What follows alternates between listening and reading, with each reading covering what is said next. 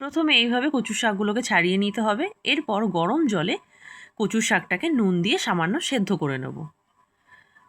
হয়ে গেল কচুর শাক সেদ্ধ। জলটা ঝরিয়ে নিয়ে এবার তেলটা গরম করতে হবে।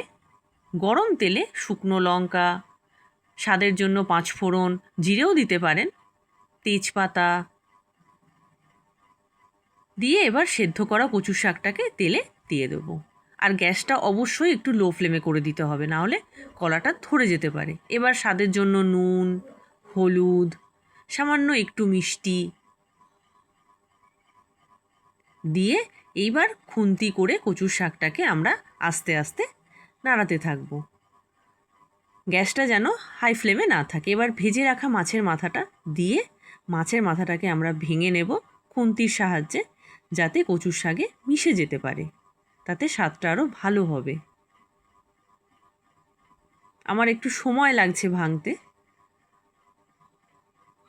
এইভাবে আস্তে আস্তে আমরা মাছটাকে ভেঙে নেব আর কচুর শাকের সাথে আস্তে আস্তে খুন্তির সাহায্যে কচুর শাকটাকে আমরা নাড়াতে থাকবো, যাতে মাছের মাথা, নুন, হলুদ, মিষ্টি সবটা পরিমাণ মতো কচুর শাকে মিশে যায়।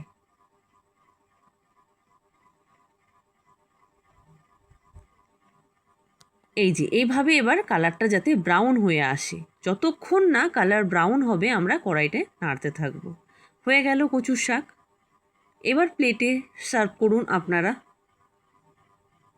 এটা আমার ফাইনাল লুক।